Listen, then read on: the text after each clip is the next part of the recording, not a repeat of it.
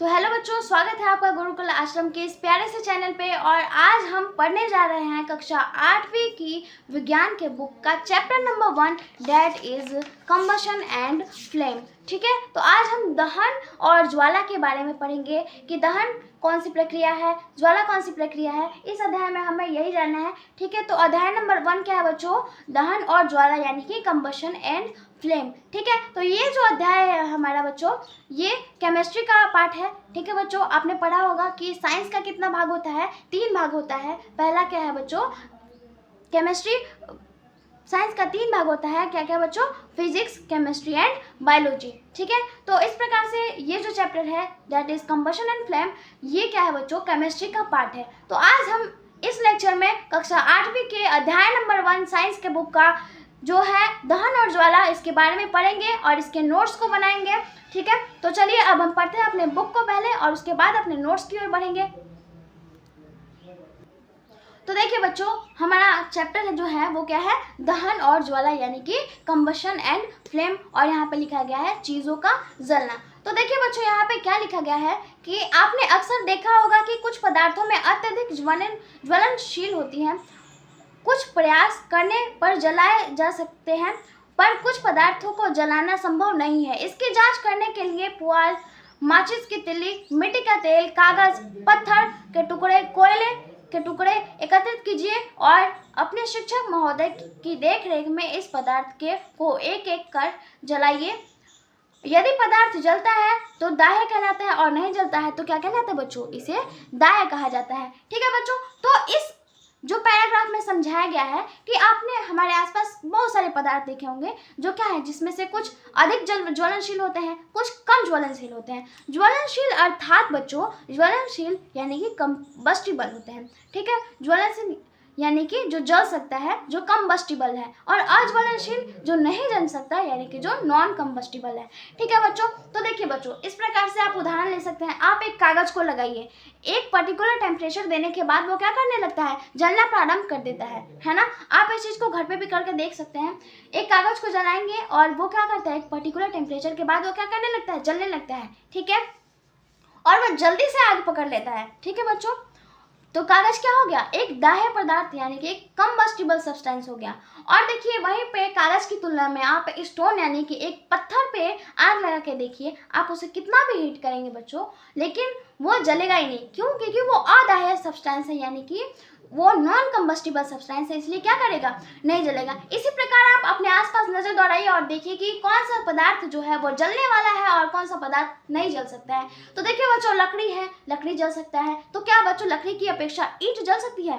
तो आपका आंसर होगा नहीं, ईंट नहीं जल सकता है। देखिए बच्चों, कागज को आप जला सकते हैं, लेकिन कागज की अपेक्षा आप किसी पत्थर को जला सकते हैं? नहीं। आप मिट्टी को जला सकते हैं? नहीं। आप मिट्टी को तेल को जला सकते हैं? हाँ, आप मिट्टी के तेल को जला सकते हैं। इस प्रकार से आप समझिए, आप देखिए और खुद से पढ़िए, सोचिए कि कौन कौन से पदार्थ जो आपके आसपास उपस्थित हैं वो दाह्य हैं, और यानी कि कौन कौन से पदार्थ जल सकते हैं, दाह्य अर्थात बच्चों जलना। ठीक है, और कौन कौन से पदार्थ हैं जो नहीं जल सकते यानी कि अदाह्य है, नॉन कंबस्टिबल है। ठीक है, तो आपको इस प्रकार से इस पैराग्राफ को भी भरना है। ठीक है, तो देखिए अब हम आगे की ओर रीडिंग करते हैं अपने बुक को। तो सबसे पहले अब हम अपने बुक को पढ़ेंगे और उसके बाद क्या करेंगे? अपने नोट्स से सुंदर सुंदर चीज़ों को लिखेंगे, नोट करेंगे और उसे साथ में समझते चलेंगे और याद भी करेंगे। ठीक है, तो देखिए यहाँ पे हमारा टॉपिक नंबर क्या बनता है बच्चों? हमारा टॉपिक है कि पदार्थों का दहन और जलने की प्रक्रिया। क्या दिया गया बच्चों हमारा टॉपिक? की पदार्थों का जलना और जलने की प्रक्रिया। तो देखिए यहाँ पे लिखा गया है कि अगर आपसे पूछा जाए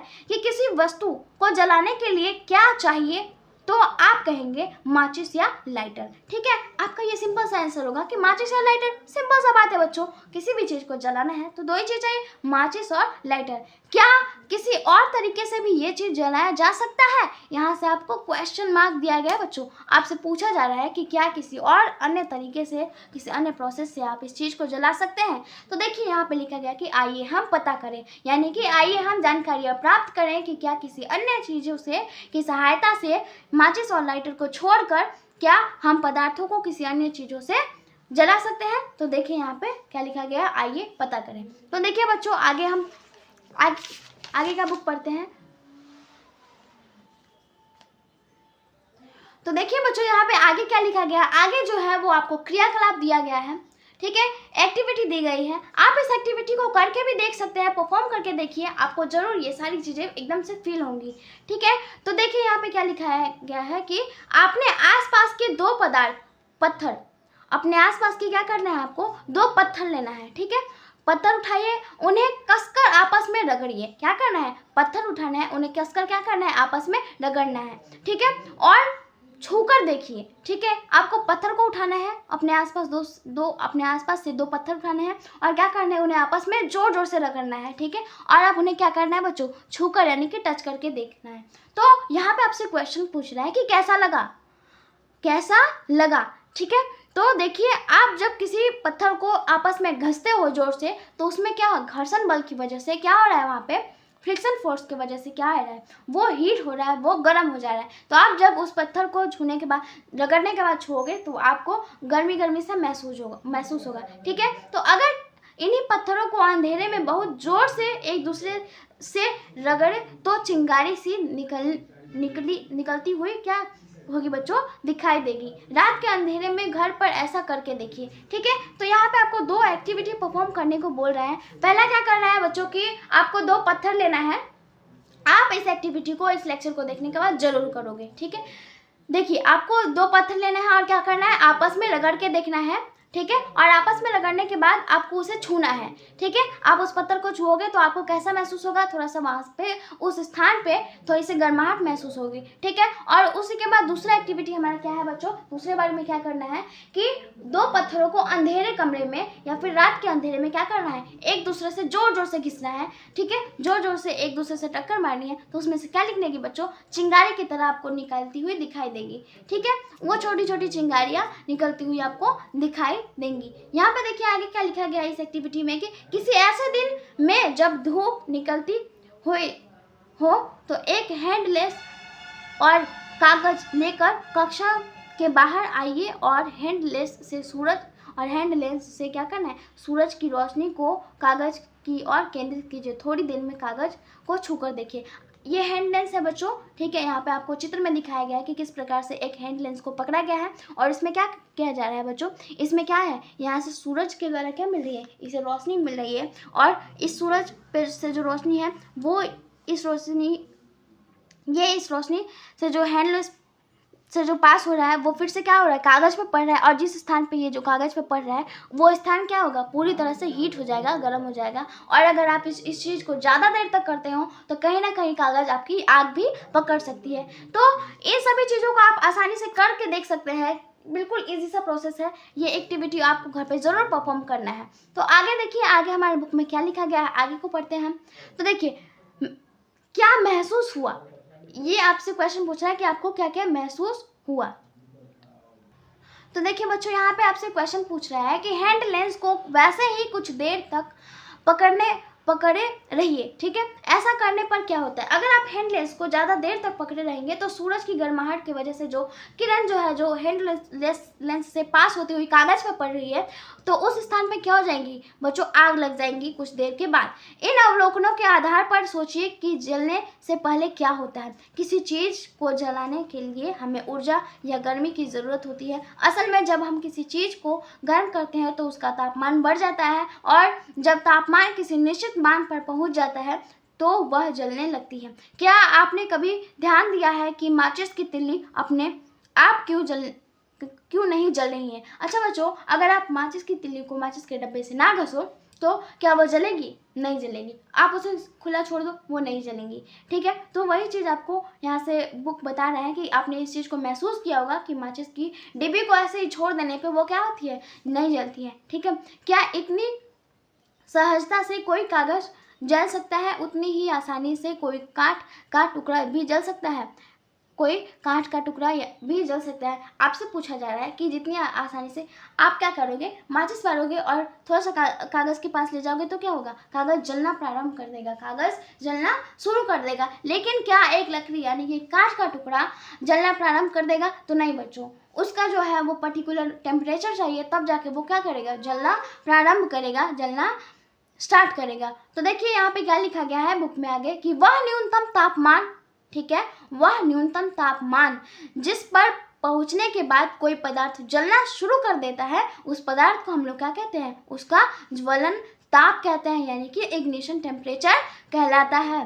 ठीक है, तो आपको ये डिफिनेशन याद रखना है कि इग्निशन टेम्परेचर किसे कहा जाता है। तो वह न्यूनतम तापमान, क्या है बच्चों, वह न्यूनतम तापमान जिस पर पहुंचने के बाद कोई पदार्थ क्या करना चालू कर देता है, जलना शुरू कर देता है, उसे उस पदार्थ का ज्वलन ताप कहा जाता है, यानी कि इग्निशन टेम्परेचर कहा जाता है। ठीक है, इस प्रकार से अब हम अपने नोट्स को पढ़ते हैं। बच्चों आपको ये पूरा बुक भी रीडिंग करना है, पूरा चैप्टर भी रीडिंग करना है कि कहाँ पे कौन कौन सा चीज़ दिया गया है। तो आज इस चैप्टर का हमारा लेक्चर नंबर 1 है। तो ठीक है, यहाँ से अब हम पढ़ेंगे कि दहन किसे कहते हैं, ज्वाला दहन किस रूप में प्रकट होती है, ज्वलन ताप किसे कहते हैं, कब कोई पदार्थ जलना शुरू करता है। ठीक है, तो इस लेक्चर में आज का यही तक सेशन रहने वाला है। तो चलिए बच्चों अब हम नोट्स की ओर बढ़ते हैं कि हमारे नोट्स में क्या क्या लिखा गया है। तो देखिए बच्चों, बुक को आपको रीडिंग करना है और नोट्स से आपको नोट्स को नोट करना है। ठीक है, और लिखना है और साथ साथ एक प्यारा सा कॉपी लेना है और उसमें क्या करना है, पूरे एक साइंस का पेयर बनाना है। ठीक है, पूरे एक साइंस का क्या करना है, नोट्स बनाना है। तो हमारा अध्याय नंबर है पहला। ठीक है, दैट इज क्या है बच्चों, ये दहन और ज्वाला यानी कि कंबशन एंड फ्लेम, दहन और ज्वाला चीज़ों का जलना। ये चैप्टर जो है वो क्या है, केमिस्ट्री का हिस्सा है। ठीक है, मैंने बताया कि साइंस को 3 भागों में बांटा गया है, फिजिक्स, केमिस्ट्री एंड बायोलॉजी। तो ये कौन सा भाग है बच्चों, हमारे केमिस्ट्री का भाग है। तो केमिस्ट्री का चैप्टर नंबर 1 है हमारा। ठीक है, कंबशन एंड फ्लेम। तो अब हम पढ़ते हैं अपने नोट से कि ज्वलन किसे कहते हैं, जलना क्या है, ज्वलनशील पदार्थ क्या है, ज्वलन ताप क्या होता है। इन सभी चीज़ों के बारे में धीरे धीरे करके हम क्या करेंगे, अपने नोट्स से अच्छी अच्छी बातों को प्राप्त करेंगे। और आपको ये साथ साथ में आपको मेरे साथ ये नोट्स पढ़ना है और वीडियो पॉज करना है और साथ में ये नोट्स क्या करना है, बनाते चलना है। ठीक है, तो देखिए बच्चों, हमारा पहला जो पॉइंट है, पहला जो मुख्य बिंदु जो है वो क्या लिखा हुआ है। तो वायुमंडलीय ऑक्सीजन यानी कि एटमॉस्फेरिक ऑक्सीजन की उपस्थिति यानी कि प्रेजेंटेशन में किसी पदार्थ का किसी पदार्थ को जलाकर ऊष्मा यानी कि हीट और एनर्जी यानी कि ऊष्मा और ऊर्जा को आखिरी उत्पाद के रूप में मुक्त करना क्या कहलाता है बच्चों, दहन यानी कि कंबशन कहलाता है। तो यहाँ से आपको दहन का एक पर्टिकुलर डिफिनेशन मिल गया, एक परफेक्ट डिफिनेशन मिल गया, जो आपसे जो कोई भी पूछे तो आप इस डिफिनेशन को बता सकते हो कि व्हाट इज कंबशन। तो आप क्या बताओगे, एटमॉस्फेरिक ऑक्सीजन यानी कि वायुमंडलीय ऑक्सीजन की उपस्थिति में किसी पदार्थ को जलाकर उससे क्या, ऊष्मा यानी कि हीट और ऊर्जा यानी कि एनर्जी को आखिरी उत्पाद, अंतिम उत्पाद के रूप में क्या करना, मुक्त करना क्या कहलाता है बच्चों, दहन कहलाता है।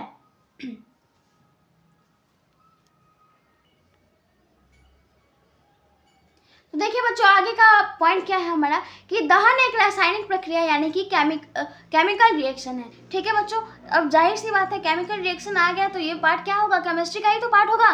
तो दहन एक रासायनिक प्रक्रिया यानी कि केमिकल रिएक्शन है जिसमें ऑक्सीजन एक दहनशील पदार्थ है यानी कि कंबस्टिबल सब्सटेंस। ठीक है बच्चों, दहनशील पदार्थ अर्थात कंबस्टिबल सब्सटेंस है के साथ प्रतिक्रिया करती है। ठीक है, आगे प्रतिक्रिया यानी कि रिएक्शन करती है। आगे देखिए, आगे का टॉपिक हमारा क्या है कि दहन के दौरान क्या है बच्चों, दहन के दौरान निकलने वाली रोशनी, जो हम जब किसी चीज़ को जलाते हैं तो उससे निकलने वाली रोशनी जो है वो लो यानी कि फ्लेम या फिर चमक यानी कि ग्लो के रूप में रहती है। ठीक है बच्चों, लो और फ्लेम इन दोनों चीज़ों के बारे में भी हम अच्छे से जानकारी प्राप्त करेंगे। तो देखिए बच्चों, लो क्या, जो आग के रूप में जलती हैं। ठीक है, जैसे आपने देखिए, आपने दो चीज़ों को, दो कंबस्टिबल सब्सटेंस लिए। ठीक है, एक तरफ आपने कोयला लिया और दूसरी तरफ आपने क्या लिया, लकड़ी का टुकड़ा लिया। ठीक है, आप दोनों को जलाते हो, कोयला हीट करके अपने एक परफेक्ट टेम्परेचर पे आके क्या करने लगता है, उसमें से ऊष्मा निकलने लगती है।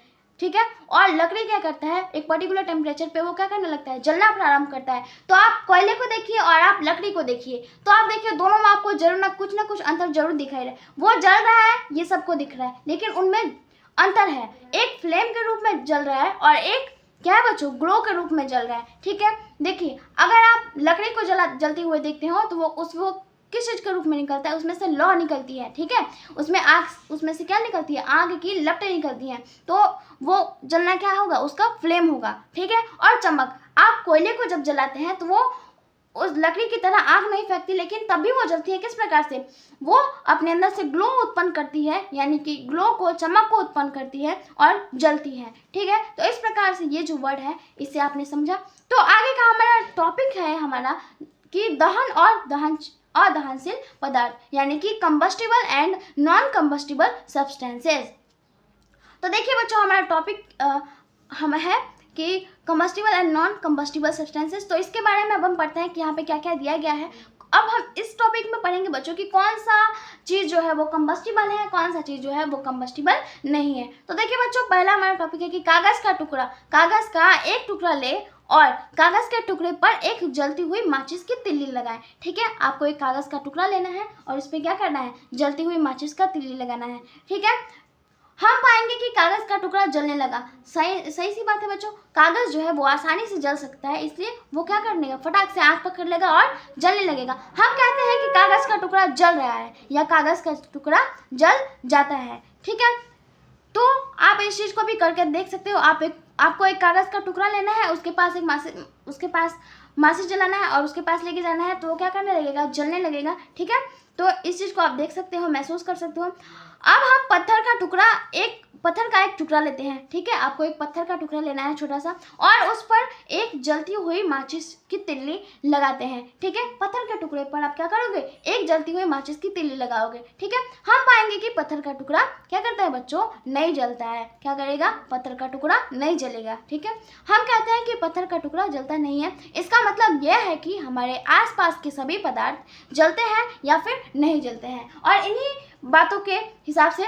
पदार्थों को दो भागों में विभाजित किया गया है, क्या, combustible substances and non combustible substances. तो जो पदार्थ जल गया उसे हम क्या कहेंगे बच्चों, कंबस्टिबल सब्सटेंसेस और जो पदार्थ नहीं जला उसे हम क्या कहेंगे बच्चों, नॉन कंबस्टिबल यानी कि अदाह्य पदार्थ। ठीक है, तो इस चीज़ को आप यहाँ से समझ सकते हो। तो अब हम पढ़ते हैं कि combustible and non combustible substances कौन कौन से होते हैं। तो देखिए बच्चों, यहाँ पे हमारा पहला टॉपिक क्या है बच्चों, यहाँ का जो हमारा टॉपिक है वो है हमारे चारों ओर दो प्रकार के पदार्थ पाए जाते हैं। कितने प्रकार के बच्चों, दो प्रकार के पदार्थ पाए जाते हैं। उसी चीज़ को यहाँ पे लिखा गया है कि there are two types of substances around us, यानी कि हमारे चारों ओर दो प्रकार के पदार्थ पाए जाते हैं। ठीक है, पहला पदार्थ हमारा क्या है बच्चों की कंबस्टिबल सब्सटेंस यानी कि ज्वलनशील पदार्थ। क्या है बच्चों, ज्वलनशील पदार्थ। और दूसरा क्या है हमारा बच्चों कि नॉन कंबस्टिबल सब्सटेंसेस यानी कि अज्वलनशील पदार्थ। ठीक है, तो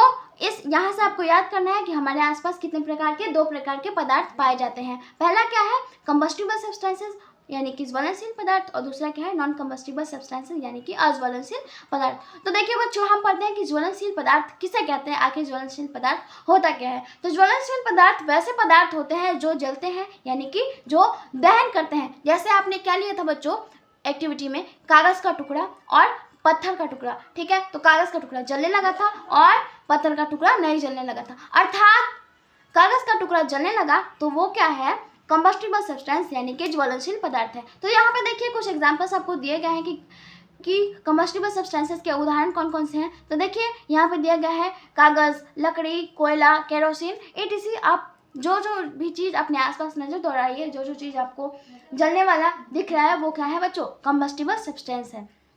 अब आगे देखिए, आगे क्या लिखा गया है हमारा कि नॉन कंबस्टिबल सब्सटेंसेस यानी कि अज्वलनशील पदार्थ। तो देखिए बच्चों, अज्वलनशील पदार्थ किसे कहते हैं, तो अज्वलनशील पदार्थ वैसे पदार्थ होते हैं जो नहीं जलते हैं यानी कि जो नहीं जल सकते हैं। ठीक है, तो इसका क्या हो जाएगा एग्जाम्पल बच्चों, पत्थर, सीमेंट आदि कई चीज़। ठीक है, अब देखिए आगे का हमारा टॉपिक क्या है बच्चों, तो कंडीशन नेसेसरी फॉर कंबशन यानी दहन के लिए आवश्यक परिस्थितियाँ। दहन के लिए कौन कौन सी परिस्थितियाँ आवश्यक है उसके बारे में आपको यहाँ पे दिया गया है।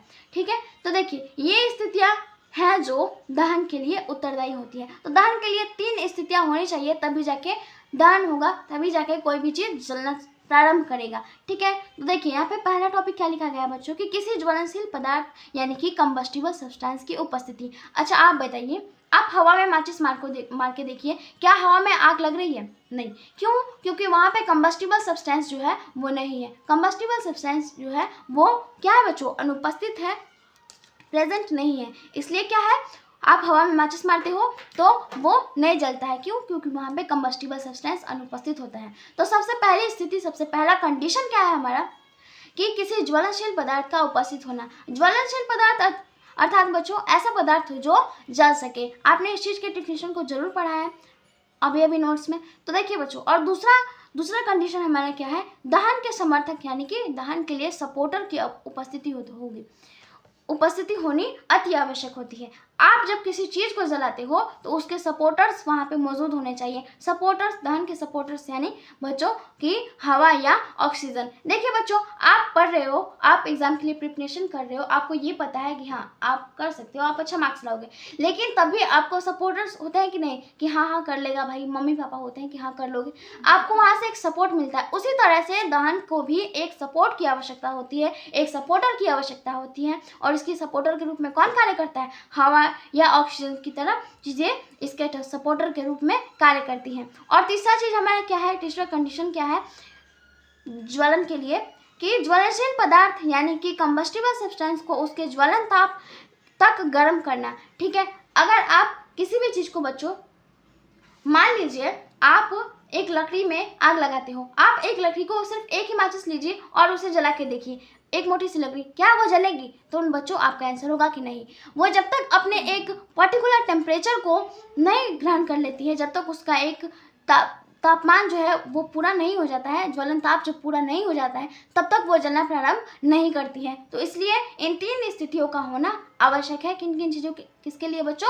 तो दहन के लिए। सबसे पहला क्या था हमारा कि किसी ज्वलनशील पदार्थ यानी कि कंबस्टिबल सब्सटेंस की उपस्थिति। दूसरा क्या था हमारा, दहन के समर्थक यानी कि सपोर्टर की उपस्थिति। और तीसरा क्या था हमारा कि ज्वलनशील पदार्थ को उसके ज्वलन ताप तक गर्म करना। ठीक है, अब हमारा आगे का टॉपिक हमारा है बच्चों कि कंबस्टिबल सब्सटेंसेस यानी कि ज्वलनशील पदार्थ वास्तव में होते क्या है। ज्वलनशील पदार्थ वास्तव में होते क्या है, आपको ये सारी चीज़ें एक साथ नोट करती चलनी है, नोट करना है और नोट्स को बनाते चलना है। ठीक है, तो आगे का हमारा टॉपिक क्या है बच्चों, कंबस्टिबल सब्सटेंस यानी कि ज्वलनशील पदार्थ।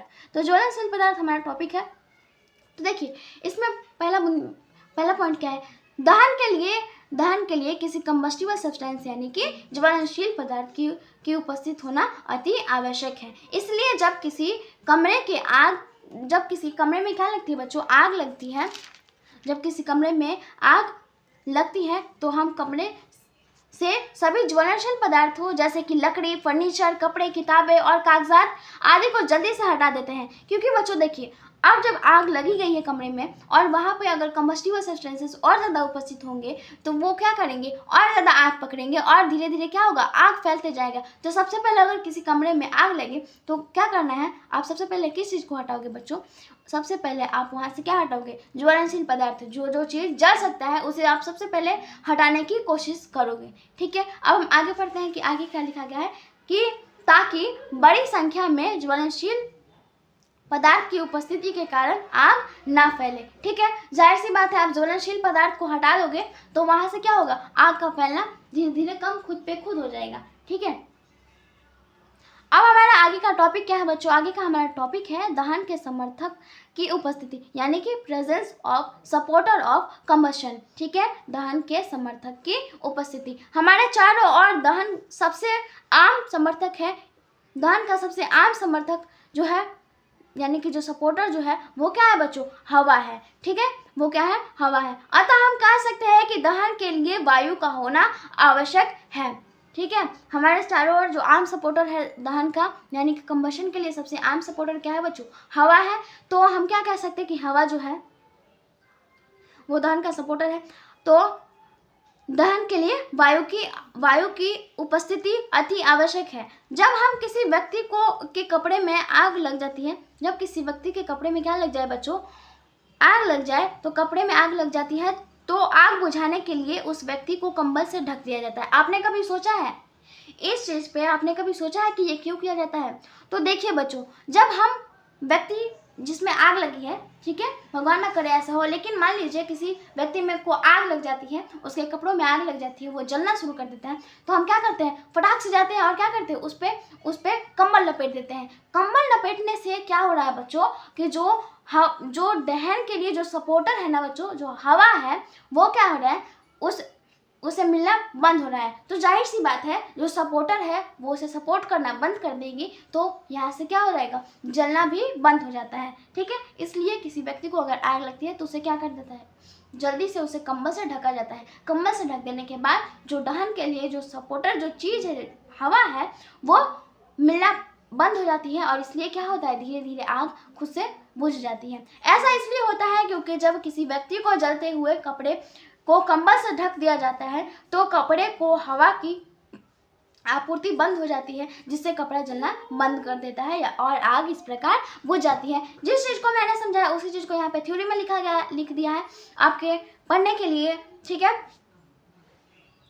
देखिए अब आगे क्या लिखा गया है कि उपरोक्त सभी उदाहरणों से हम पाते हैं कि जब किसी जलते हुए पदार्थ को वायु की सहायता की आपूर्ति बंद कर दी जाती है तो जलने या दहन की प्रक्रिया क्या होती है बच्चों, बंद हो जाती है। क्या होती है, जलने या दहन की प्रक्रिया बंद हो जाती है। ठीक है, तो हमने पढ़ा कि दहन के लिए 3 चीज़ों का होना एकदम आवश्यक है। पहला है कंबस्टिबल सब्सटेंस, दूसरा है कंबसन के लिए सपोर्टर की उपस्थिति और तीसरा है उसका एक निश्चित ज्वलन ताप देना, उसका एक निश्चित इग्निशन टेम्परेचर देना जिसपे वो क्या है, जलना प्रारंभ करे। ठीक है, अब हम पढ़ेंगे, हमने ये इस टॉपिक को भी क्लियर कर लिया है कि दहन के सपोर्टर की उपस्थिति। अब हमारा आगे का टॉपिक है बच्चों इग्निशन टेम्परेचर, यानी कि ज्वलन ताप। मैं उस समय से जो बोल रही थी कि एक ज्वलन ताप दीजिए, एक पर्टिकुलर इग्निशन टेम्परेचर देना होता है तब जाके कोई पदार्थ जलना प्रारंभ करता है। अब हम उसी ज्वलन ताप के बारे में पढ़ेंगे कि व्हाट इज इग्निशन टेम्परेचर,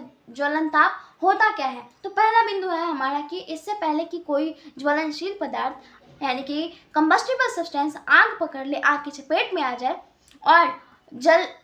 और जल जाए, उसे बाहर से उष्मा हीट की आपूर्ति करने के लिए एक निश्चित न्यूनतम ताप तक गर्म किया जाता है। क्या लिखा है बच्चों, उसे एक निश्चित ताप तक क्या करना आवश्यक है बच्चों, गर्म करना आवश्यक है। अब देखिए बच्चों, जिस चीज़ का इग्निशन टेम्परेचर कम होता है वो जल्दी से आग पकड़ लेती है, जैसे कि कागज़। ठीक है, और जिस चीज़ का इग्निशन टेम्परेचर अधिक होता है यानी कि ज्वलन ताप अधिक होता है वो क्या करता है, थोड़ा देर से आग पकड़ता है। लेकिन आग सब पकड़ते हैं उनके इग्निशन टेम्परेचर, उनका जो पर्टिकुलर इग्निशन टेम्परेचर है उसे देने के बाद आग सभी वस्तुएं पकड़ती हैं। ठीक है, अब हम आगे बढ़ते हैं कि आगे का हमारा मुख्य बिंदु जो है वो क्या है। तो देखिए वह न्यूनतम तापमान, अब यहाँ से हमें इग्निशन टेम्परेचर का एक पर्टिकुलर डिफिनीशन मिलेगा। ठीक है, कि इग्निशन टेम्परेचर कहते किसे है, व्हाट इज इग्निशन टेम्परेचर, तो वह न्यूनतम तापमान, ठीक है, जिस पर कोई पदार्थ आग पकड़ लेती है या जलना प्रारंभ करती है उस पदार्थ का क्या कहते हैं बच्चों, ज्वलन ताप यानी कि इग्निशन टेम्परेचर कहा जाता है। ठीक है, तो आई होप कि आपको इग्निशन टेम्परेचर किसे कहते हैं और इग्निशन टेम्परेचर वास्तव में है क्या, इस चीज़ को आप समझ चुके होंगे और यहाँ से आपको इग्निशन टेम्परेचर का एक परफेक्ट डिफिनीशन भी मिल गया। तो आप इस डिफिनीशन को याद करते चलेंगे और नोट्स जो है उसे बनाते चलेंगे। ठीक है, अब हम आगे बढ़ते हैं कि आगे हमारे नोट्स में क्या लिखा गया है। तो देखिए बच्चों, हमारा बिंदु है कि किसी ज्वलनशील पदार्थ यानी कि कंबस्टिबल सब्सटेंस को उसकी ज्वलन तापमान तक गर्म करना आवश्यक है ताकि वह दहन यानी कि कंबशन या फिर जल सके। आप किसी भी चीज़ को जब तक उसका जो इग्निशन टेम्परेचर जो है तब तक उसे नहीं दोगे तब तक वो जलना प्रारंभ नहीं करती है। अब हाँ, ये बात अलग है कि कोई पदार्थ जलना प्रारंभ कर देता है और कोई पदार्थ देर से जलना प्रारंभ करता है, तो वो क्या है बच्चों, दहनशील वो होते हैं दाह्य पदार्थ जो शीघ्र जलते हैं और एक होते हैं अदाह्य, और कुछ पदार्थ ऐसे होते हैं जो शीघ्र आग नहीं पकड़ते हैं। ठीक है, तो हम आगे पढ़ते हैं, आगे क्या लिखा गया है बच्चों कि कागज का ज्वलन ताप यानी कि इग्निशन टेम्परेचर 233 डिग्री सेल्सियस, इस चीज़ को आप क्या पढ़ोगे बच्चों, 233 डिग्री सेल्सियस। ठीक है, 233 डिग्री सेल्सियस होता है। ठीक है, तो अगर आपसे कोई भी पूछे कि कागज़ का जो है वो ज्वलन ताप यानी कि जो इग्निशन टेम्परेचर है वो क्या होता है, तो 233 डिग्री सेल्सियस। इसका मतलब है कि कागज के एक टुकड़े को कम से कम 233 डिग्री सेल्सियस के तापमान यानी कि टेम्परेचर पर गर्म करना आवश्यक होगा, तब जाके वह क्या करेगी बच्चों, आग पकड़ लेगी। ये क्या, इसी तरह जिस प्रकार कागज का इग्निशन टेम्परेचर है उसी प्रकार हर एक चीज़ का अपना अपना एक पर्टिकुलर इग्निशन टेम्परेचर है। ठीक है, जिसपे वो पदार्थ क्या होती हैं बच्चों, जलना प्रारंभ करती हैं। कोई ज्वलनशील पदार्थ यानी कि कंबस्टिबल सब्सटेंस तब तक आग नहीं पकड़ सकता या जल नहीं सकता जब तक उसका तापमान उसके सामान्य ज्वलन ताप यानी कि इग्निशन टेम्परेचर से कम हो। अगर आप किसी भी चीज़ को जलाते हो तो जब तक उसका इग्निशन टेम्परेचर पूरा नहीं होता तब तक वो पदार्थ जलना प्रारंभ नहीं करती। क्या करती है? वो जलना प्रारंभ नहीं करती। तो इसी प्रकार हम आगे पढ़ते हैं कि आगे क्या दिया गया है कि हम आमतौर पर किसी पदार्थ को जलाने के लिए जलती हुई माचिस की तिल्ली या लाइटर का इस्तेमाल करते हैं। ठीक है, यह जलती हुई माचिस की तिल्ली पदार्थ के तापमान को उसके ज्वलन तापमान यानी कि इग्निशन टेम्परेचर तक बढ़ाने और उसे जलाने के लिए ऊष्मा की आपूर्ति करती है। ठीक है, उदाहरण के लिए कागज का एक टुकड़ा कमरे के तापमान पर आग नहीं पकड़ता या नहीं जलता, क्योंकि कागज के टुकड़े का जो ज्वलन ताप यानी कि जो इग्निशन टेम्परेचर होता है वो कमरे के तापमान से बहुत ज़्यादा अधिक होता है। ठीक है, अब हम आगे पढ़ते हैं कि आगे यहाँ पे क्या दिया गया है बच्चों की। आगे का हमारा टॉपिक है कम तापमान यानी कि लो टेम्परेचर वाले पदार्थ। आगे का हमारा टॉपिक क्या है? कम तापमान यानी कि लो टेम्परेचर वाले पदार्थ, यानी कि वैसे पदार्थ जिसे आप बहुत ही आसानी से जला सकते हैं, जैसे कि कागज हो गया, बहुत से चीज़ हो गया जो फटाक से आग पकड़ लेते हैं। अब हम उनके बारे में पढ़ेंगे। देखिए यहाँ पे कुछ दिया गया है कि कागज़, लकड़ी के टुकड़े, सूखी यहाँ पे देखिए घास, गैस, सफ़ेद फास्फोरस, कपड़ा, अल्कोहल, मिट्टी का तेल, पेट्रोल, एलपीजी, सीजीएन और बायोगैस, ये सब क्या है बच्चों? कम टेम्परेचर वाले ज्वलनशील पदार्थ है। ये क्या करते हैं? फटाक से आग पकड़ लेते हैं। ठीक है, अब देखिए बच्चों आगे का हमारे नोट्स में क्या दिया गया है कि इग्निशन टेम्परेचर यानी कि ज्वलन तापमान जितना कम होगा पदार्थ उतना ही आसानी से आग पकड़ लेगा। यानी जिसका जो ज्वलन ताप है वो जितना ही कम होगा पदार्थ उतने ही जल्दी से आग पकड़ लेगा। मान लीजिए मैं आपको दो चीज़ें देती हूँ। ठीक है, एक का ज्वलन ताप है 50 डिग्री सेल्सियस और एक का ज्वलन ताप है 500 डिग्री सेल्सियस। तो देखिए बच्चों, और हम उसके पास माचिस ले जाते हैं, उसे जलाते हैं, तो 50 वाला जल्दी जलेगा। पहले धीरे धीरे वो हीट होगा, 10, 20, 30, 40, 50 डिग्री सेल्सियस उसका जब ज्वलन ताप यानी कि इग्निशन टेम्परेचर पूरा हो जाएगा तो वह क्या करेगा? जलना प्रारंभ कर देगा। लेकिन जो 500 डिग्री सेल्सियस वाला जो पदार्थ है वो क्या करेगा? उसे हम हीट करेंगे। ठीक है, बार बार हीट करेंगे तो वो क्या होगा? 10, 20, 30 करके 100, 150, फिर 200, 200 से 250, 300, 400, 500 ऐसे करके उसका जो इग्निशन टेम्परेचर है वो पूरा होने में बहुत ज़्यादा टाइम लगेगा और वो क्या करेगा? बहुत देर से जलेगा। ठीक है, तो इस प्रकार से हम समझ सकते हैं कि जिसका ज्वलन ताप यानी कि जिसका इग्निशन टेम्परेचर जितना कम होता है उतना ही वह पदार्थ क्या होता है? ज्वलनशील होता है, जल्दी जलता है। वे पदार्थ जिनका तापमान यानी कि टेम्परेचर बहुत कम होता है वो ज्वाला के साथ आसानी से आग पकड़ लेती हैं और ज्वलनशील पदार्थ यानी कि वह क्या कहलाती हैं बच्चों? ज्वलनशील पदार्थ कहलाती। वह बच्चों इनफ्लेमेबल सब्सटेंसेस यानी कि ज्वलनशील पदार्थ कहलाती है। तो यहाँ तक आज का सेशन हमारा यहीं तक रहेगा। ठीक है, तो देखिए बच्चों, इस चैप्टर में हमने पढ़ा कि किस प्रकार से हमारे आसपास के जो पदार्थ हैं उन्हें दो भागों में विभाजित किया गया है, ज्वलनशील, अज्वलनशील। ज्वलन क्या है? ज्वलन क्या है? जलना किस प्रकार से प्रारंभ होता है? ज्वलन तापमान क्या होता है? इन सभी चीज़ों के बारे में हमने एक अच्छे से डिफिनेशन को पढ़ा है। ठीक है, इन सभी चीज़ों को समझा है। तो इस लेक्चर से हमें ज्वलन का डिफिनेशन, ज्वलन के जो पदार्थ होते हैं उन्हें किन भागों में बांटा गया है, किन के आधारों पे ये पढ़ा, उसके बाद ज्वलन ताप को पढ़ा, कौन सा पदार्थ कितने कम तापमान पे जलता है, कौन सा पदार्थ जल्दी आग पकड़ लेता है, इन चीज़ों को समझा है।